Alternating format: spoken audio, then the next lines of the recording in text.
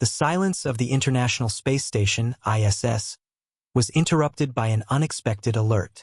Michael Harris, NASA's seasoned astronaut, floated from the laboratory module to the observation deck where his colleagues were already gathered, peering at the monitors. "What's the situation?" Michael asked as he maneuvered to get a better view of the external cameras.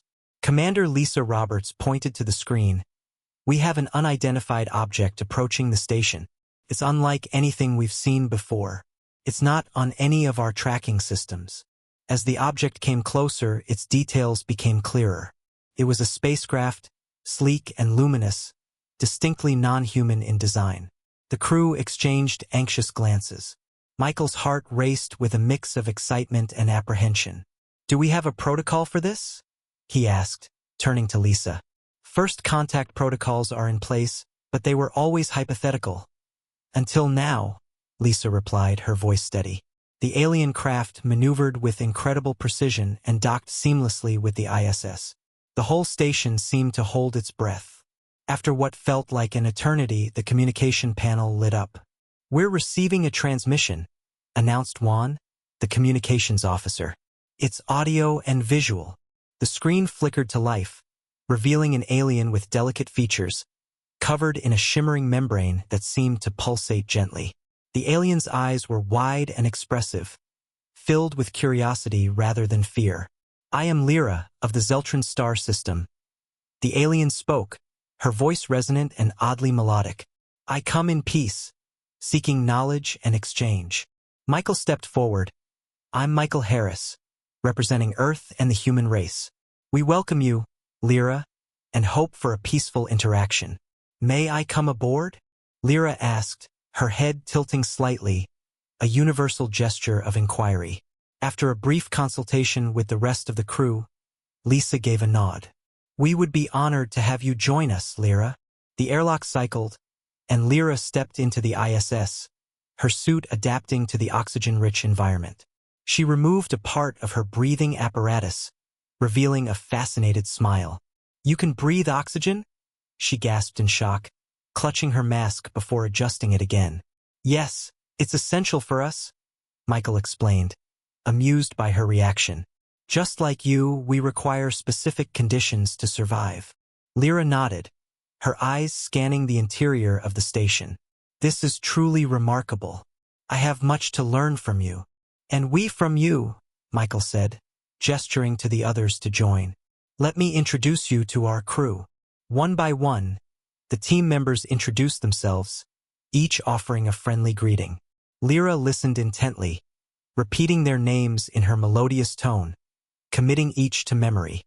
As the formalities ended, Michael guided Lyra to the observation window. "This is where we look back at Earth. It's a view that never gets old." Lyra looked out, her eyes reflecting the blue glow of the planet below. "It's beautiful," she murmured. "So different from my world." Michael stood beside her, watching Earth through her eyes. "It is," he agreed. "And yet, here we are, together, sharing this moment." The chapter closes with Michael and Lyra gazing at Earth, a symbol of new beginnings and the potential for shared futures, as the rest of the crew begins to set up for a cultural exchange session, eager to learn more about their extraordinary visitor and her world. Chapter 2. The Exchange. In the tranquility of the International Space Station, a groundbreaking exchange was underway. Michael led Lyra into the main module where the crew had arranged a small area for cultural sharing. Dr. Henry Kim, the biologist, and Alexei Ivanov, the engineer, were setting up displays of various Earth technologies and cultural artifacts. "Welcome to our makeshift exhibit," Michael announced, gesturing towards the tables laden with items from Earth. "We've put together a few things that represent our technology and culture." Lyra's gaze drifted across the items, her interest piqued by a small device. "What is this?" she asked, pointing. "That's a smartphone," Alexei explained, picking it up. "It's a communication device, also used for entertainment, information, everything." "Fascinating," Lyra murmured, watching as Alexei demonstrated its functions. Her fingers hesitated above the screen, and Michael encouraged her to try. With a tentative touch, she activated the screen, marveling at the technology. Meanwhile, Henry approached with a sealed container holding various plant seeds. And these are examples of seeds we use in our hydroponics module. Food growth in space is crucial for long missions. Lyra looked intrigued. We use hydrogel spheres to cultivate protein-rich flora. Maybe we can exchange knowledge on sustainable life support systems. Definitely, Henry agreed, noting down her interest. As the exchange continued, Michael noticed Lyra's attention shift towards a piece of classical music playing in the background. "Do you have music where you come from?" he asked. "Yes, but nothing like this. Our sounds are different." Lyra seemed lost in thought, listening intently. "Let's share some music then," Michael suggested. He signaled to Juan, who quickly set up a device to record and play back Lyra's description of Zeltran music. Lyra described her people's music, which utilized a range of frequencies beyond human hearing, and as she spoke, Juan manipulated the recording equipment to capture her explanation in her language, creating an archive for future study. As the session drew to a close, Commander Lisa introduced a more serious topic. "Lyra, our mission also involves studying human behavior and interaction in isolated environments. Understanding your society's social dynamics could be invaluable." Lyra nodded. "I can provide data on our communal living structures, which are designed to enhance collective well-being. We prioritize the group's harmony over individual desires. That's quite different from our emphasis on individualism," Lisa noted. "It could be insightful for our psychological studies." As the crew and Lyra exchanged information, a mutual respect formed, bridging the vast expanse of cultural differences between them. Michael facilitated the discussions, ensuring that both sides understood the implications and benefits of their shared knowledge. Before the meeting concluded, Lyra offered a parting gift, a small, intricately carved device. "This is a Zeltran amulet, representing knowledge and friendship," she explained. "Thank you, Lyra," Michael said, accepting the amulet on behalf of the crew. "We hope to continue this exchange as long as you are with us." Lyra smiled, her eyes reflecting a sincere appreciation. "And I am eager to learn more about your people, Michael. You have already shown me a great deal." As the crew dispersed, plans were made for further exchanges, with each member responsible for organizing sessions on various aspects of human and Zeltran life. The chapter closes on a hopeful note, with both humans and Lyra looking forward to the opportunities that lay ahead in their newfound interstellar friendship. Chapter 3: Learning Curves. Aboard the International Space Station, the cultural exchange between the human crew and Lyra, their alien guest, had transitioned into an educational experience. Michael Harris, along with Dr. Henry Kim and Alexei Ivanov, organized a session to teach Lyra more about Earth sciences and technologies, while also learning from her advanced alien techniques. In the station's central module, Michael was setting up a demonstration of the ISS's orientation and navigation systems. "This technology helps us maintain our position and navigate through space," he explained, pointing to the monitors displaying various data streams. Lyra watched intently, her eyes flickering with curiosity. "Our system is similar, but we use gravitational waves as reference points. It's more about harmonizing with space rather than navigating through it," she shared, her voice filled with enthusiasm. "That's a revolutionary concept for us," said Alexei, jotting down notes. "Could you elaborate on how you harness these waves?" Lyra sketched diagrams and used gestures to describe the process, with Michael and Alexei observing closely and asking questions. The discussion deepened, blending technical jargon with moments of light-hearted misunderstanding that they all enjoyed clarifying. Meanwhile, Henry prepared a microscope to show Lyra some of Earth's microscopic organisms. "These are bacteria, essential for life on Earth. They exist everywhere. Our soil, water, even our bodies," Henry explained as he adjusted the focus for Lyra. "Ah, symbiotic relationships," Lyra nodded. "We have similar life forms. They play a crucial role in our environmental control systems." The exchange was a blend of teaching and learning, with both sides eagerly diving into each other's scientific knowledge. As the day progressed, Michael proposed a simulated task. "Let's apply what we've learned. Lyra, Could you help us simulate a navigation task using your gravitational wave technique? Lyra was eager to assist, and together with Alexei, they set up a simulation. Michael observed, impressed with the seamless integration of human and alien technology. This could change how we understand space travel, he mused aloud. The teamwork led to moments of breakthrough and minor setbacks, which they tackled together, enhancing their mutual respect and understanding. As they worked, they shared personal stories about their lives back home, bridging the gap between the personal and professional. As the afternoon turned to evening, the crew gathered for a shared meal, a tradition on the ISS to foster camaraderie. Lyra brought a nutrient-rich paste from her world, which she cautiously offered to the crew. Michael and the team sampled it, intrigued by its unusual flavor and texture. "This is quite unique," Michael commented diplomatically, causing a round of laughter. "Your food is quite complex in comparison," Lyra replied with a smile, tasting a spoonful of rehydrated spinach. "It's strange but pleasant." After dinner, the crew relaxed in the observation module, Earth glowing below them. Lyra, fascinated by the planet's beauty, listened intently as Michael shared stories of Earth's diverse landscapes and cultures. "I never imagined such diversity could exist in one place," Lyra said, her tone reflective. "It makes me appreciate this exchange even more." Michael nodded. "And we've only just scratched the surface. Both of our worlds have so much to offer each other." The chapter closed with the crew and Lyra, now more than just diplomatic acquaintances, looking out at the vastness of space. They were pioneers on a new frontier of interspecies collaboration, their journey together just beginning, promising new insights and advancements for both their civilizations. Chapter 4 Closer. "Michael, I need a hand over here," called Alexei from the module's maintenance station.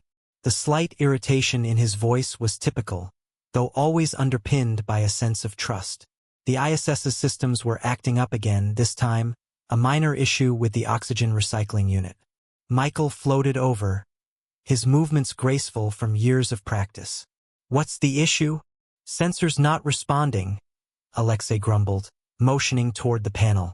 "I could use another set of eyes." Michael examined the readouts. "Looks like a calibration problem. Let's see if a reset fixes it." As the two worked, Lyra drifted into the module, her keen eyes scanning the unfamiliar equipment. "Is there a problem?" she asked, her voice filled with genuine concern. "Just some maintenance," Michael replied. "This is pretty routine for us." "Routine?" Lyra's eyes widened slightly. "You work constantly to keep your life support system stable?" "Pretty much," Alexei replied, his tone laced with wry humor. "In space, if you don't stay on top of things, you're in trouble fast." Lyra tilted her head, clearly intrigued. "We rely on fully automated systems for these functions.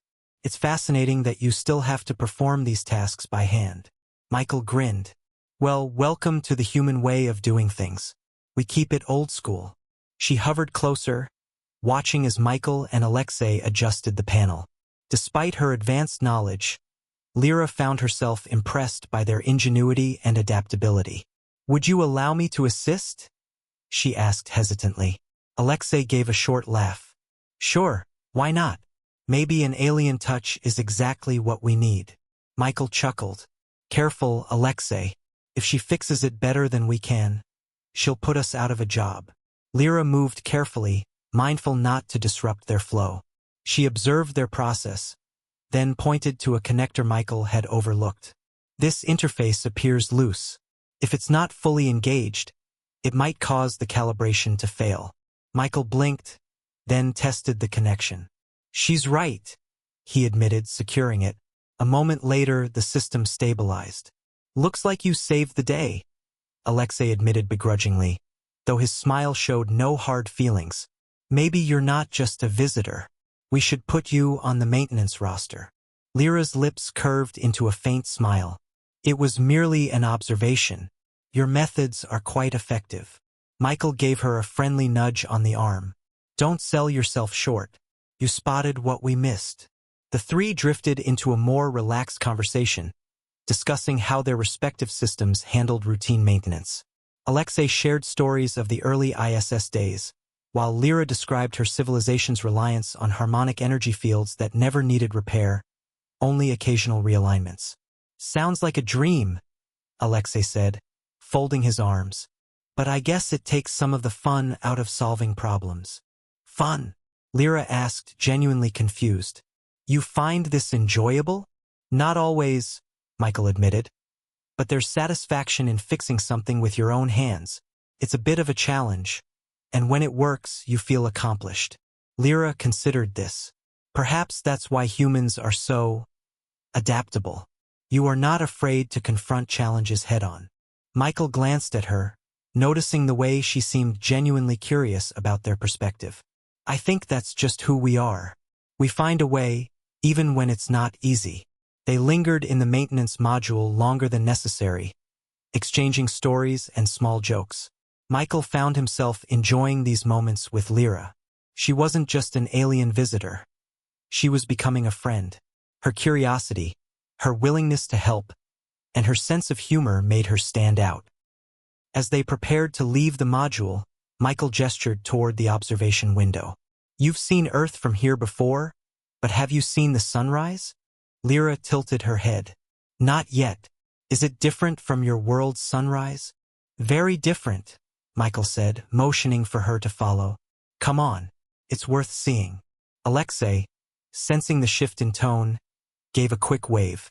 I'll finish up here. You two enjoy the view. In the observation module, Michael and Lyra watched as the Earth's horizon began to glow, the sun's rays slowly illuminating the planet below. Lyra's gaze was transfixed, her expression a mixture of awe and contemplation. It's beautiful, she whispered. In my world, the light is much softer, more diffused. This is so vibrant. Michael nodded. It never gets old for us. Every sunrise reminds you how amazing it is that we're out here. She turned to him, her eyes reflecting the light of the sun. I think I'm beginning to understand what you mean about solving problems. It's not just about fixing things. It's about experiencing moments like this. Your world is so alive. He smiled, feeling a sense of connection he hadn't expected. That's one way to put it. Being out here, you appreciate those little moments more. They sat quietly for a while, simply watching the Earth below. Without realizing it, Michael found himself leaning slightly closer to her, drawn in by her quiet wonder. Lyra noticed and, after a brief hesitation, leaned in as well. It wasn't a grand gesture, just a subtle shift that felt completely natural. As the sunrise faded into the bright light of day, Michael broke the silence. Thanks for helping out back there. We really do make a good team. Lyra smiled warmly. I've enjoyed working with you, Michael. Your approach to everything is quite refreshing.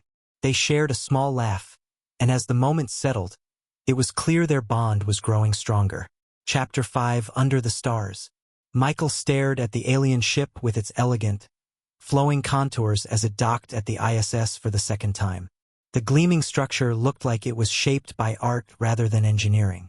The ship's hatch opened, and Lyra stepped out, her movements smooth and purposeful. She carried a small container that appeared to pulse faintly with light. You weren't kidding about the elegance of your ships? Michael said, gesturing at the vessel as he floated toward her. Makes our old space capsules look like rusty tin cans. Lyra gave a small, amused smile. Our design philosophy prioritizes fluidity and harmony. If it appears beautiful, it is likely functioning well. Henry, floating nearby, snorted. You should have seen some of the earlier human spacecraft.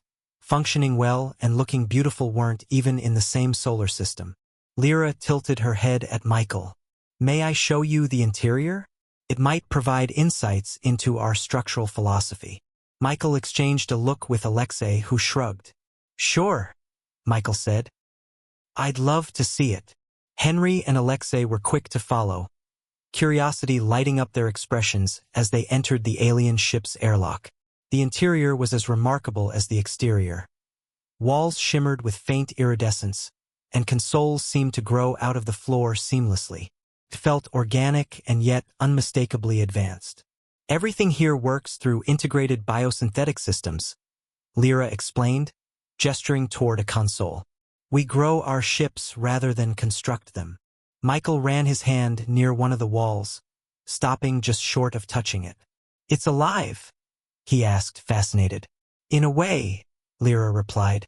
It is not sentient, but it is responsive and adaptive. It repairs itself when damaged and adjusts to the needs of the crew. Henry leaned closer to one of the consoles, studying its smooth, glowing surface. How do you interface with it? There are no buttons, no visible controls. Our bio-interface systems read subtle electrical impulses from our skin and thoughts, Lyra said. This allows us to command the ship intuitively. Alexei grinned, shaking his head in disbelief. You're making us look like cavemen with their first wheel. Lyra turned to him, her expression unreadable. Your species is not primitive. Your innovations are unique and your creativity unmatched. You have an ability to think in ways that we do not. Michael raised an eyebrow. That's quite the compliment. It is simply the truth, Lyra replied evenly. As they explored deeper into the ship, Lyra led them to a central chamber where the walls pulsed softly with light. She placed the container she'd brought on a pedestal that rose smoothly from the floor. The container opened, releasing a holographic projection of a star system. This is the Zeltron star system, she said, pointing to a shimmering sphere near the center. And this is my home planet. I thought it would be easier to show you than to explain. Michael watched, captivated. It's stunning, he murmured. It almost looks warm. What's the atmosphere like there? Lyra gestured to a golden haze around the projected planet. Our atmosphere is dense with noble gases.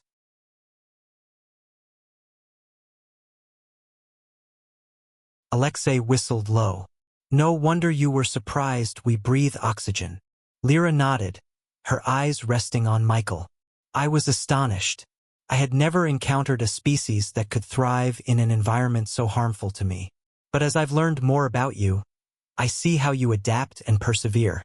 Michael gave her a thoughtful smile. And we're learning plenty from you too. That's the whole point of this exchange. After a while, Lyra gestured toward the projection, and the holographic image changed. The starfield shifted until it displayed Earth, its continents and oceans outlined by sunlight. I would like to learn more about your world, she said, her voice soft. Seeing it from the ISS was remarkable, but I am curious about the experiences you have on the surface, your cultures, your people. Michael chuckled. It's a big, complex place. I'm not sure even we understand all of it. But I can try to explain the parts one know. Over the next hour, Michael shared stories of Earth, from the bustling streets of New York City to the vast, quiet plains of the Midwest. Alexei chimed in with tales from Siberia, describing its frozen wilderness and the traditions of his people. Henry talked about coral reefs and dense rainforests, explaining how life flourished in ways that seemed unimaginable. Lyra listened intently, her eyes alight with interest. She asked questions about human art, music, cuisine, and languages. The crew answered eagerly, their enthusiasm growing with each topic. The dialogue was rich and vibrant, and for the first time, Michael felt the barriers of alienness melting away. It was just a group of intelligent beings, sharing what they knew. As the conversation wound down, Lyra looked thoughtful. Your world is diverse beyond anything I imagined.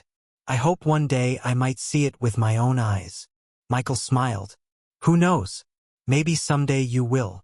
The chapter ended with a feeling of camaraderie, as Michael and the crew reflected on the incredible journey they were embarking on.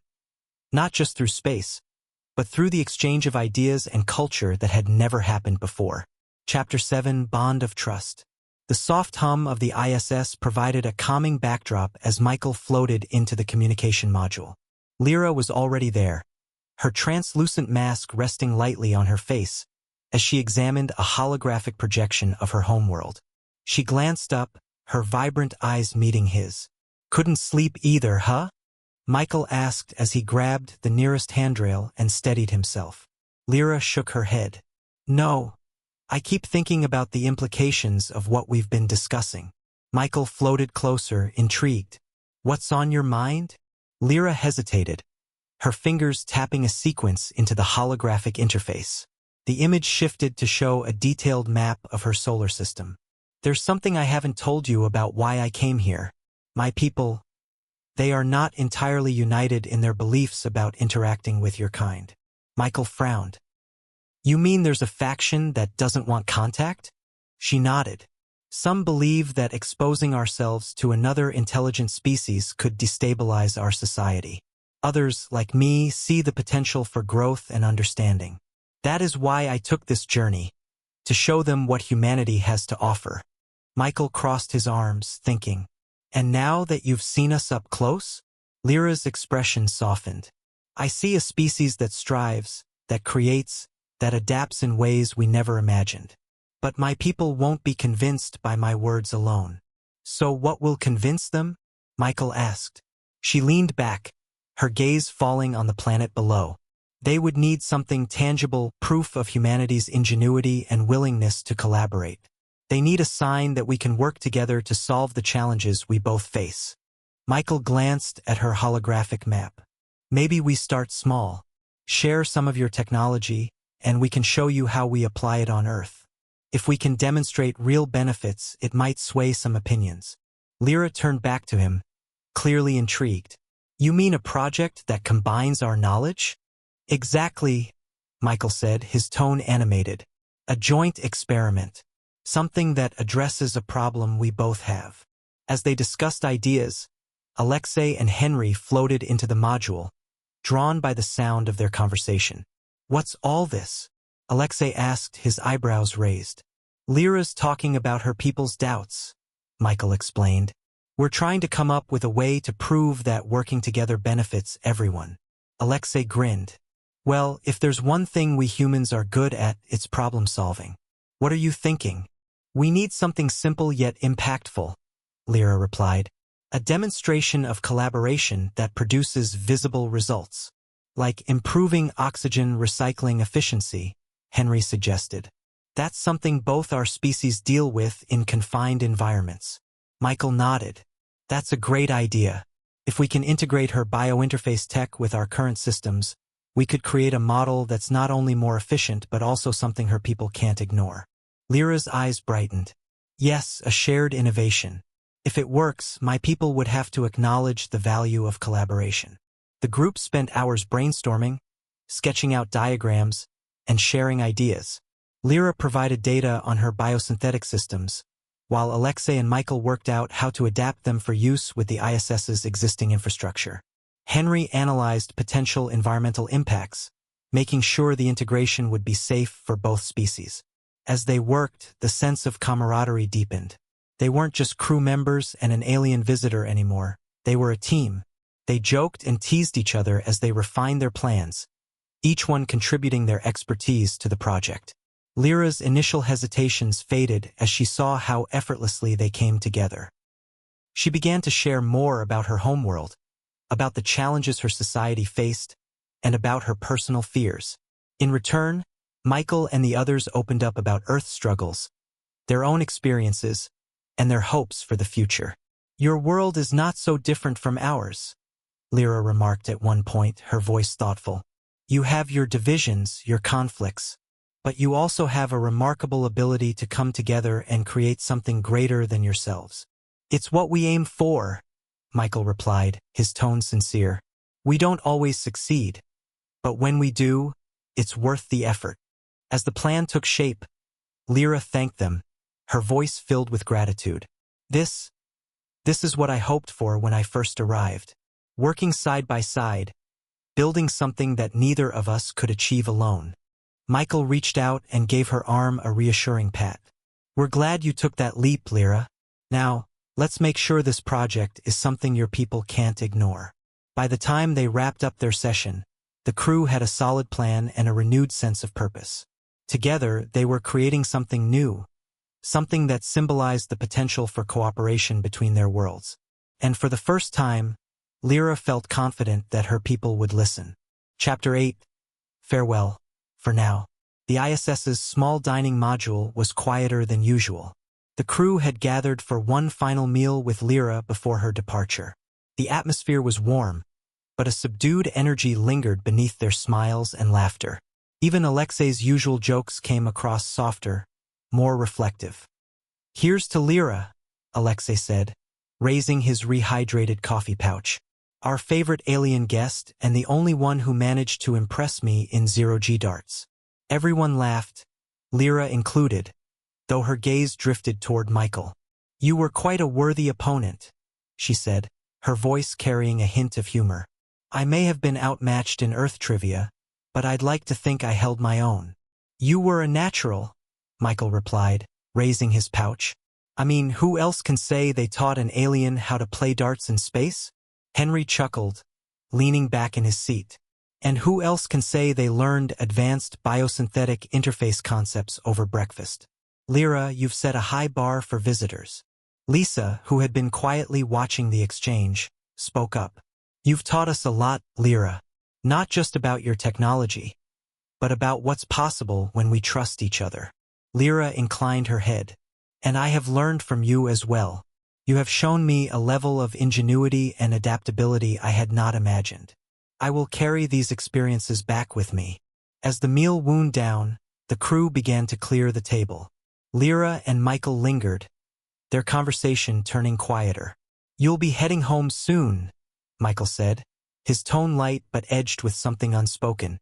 "Yes," Lyra replied softly. "I will share what I've learned here. Hopefully, it will pave the way for further collaboration." "You think your people will listen?" She hesitated, her expression thoughtful. "I believe they will. Change is not immediate, but it begins with understanding." Michael nodded. "You've got a way with words, Lyra. I'm sure they'll hear you out." For a moment, the two simply floated there, the quiet hum of the station their only company. Finally, Lyra reached out, her hand hovering near his arm before settling gently on his sleeve. "I will miss this place. I will miss you." He smiled faintly. "I'll miss you too." Before long, the final preparations for her departure began. The crew helped Lyra pack the samples and data they had exchanged, carefully storing them in her ship's compartments. Michael stayed close, ensuring every detail was perfect, though it was clear he just wanted to make the most of their remaining time together. As they finished loading the last container, Lyra turned to face him. "You have been an extraordinary companion, Michael. I never expected to form such a connection." "Neither did I," he admitted. "But I'm glad we did."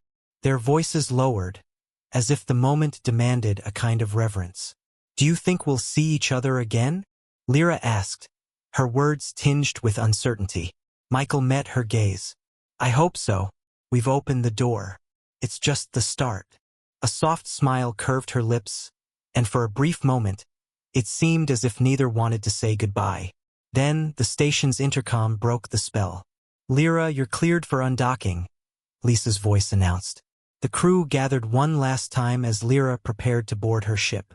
Each offered a parting word, some humorous, others heartfelt. When it was Michael's turn, he simply said, "Safe travels. You'll do great." Lyra paused at the airlock, looking back at the crew that had become her friends. "Thank you, all of you. This is not goodbye forever. This is a beginning." And then she stepped into her ship. Moments later, it detached from the ISS, a graceful arc of light and motion as it turned toward the vastness of space. The crew watched through the observation window as Lyra's ship became a glimmer in the distance, then vanished from sight. Michael stayed there long after the others had gone, his gaze fixed on the stars. "Not goodbye forever," he repeated softly to himself, the faintest smile on his lips. The chapter closed with him floating alone, the earth below, the stars ahead, and the faint hope that one day, paths would cross again.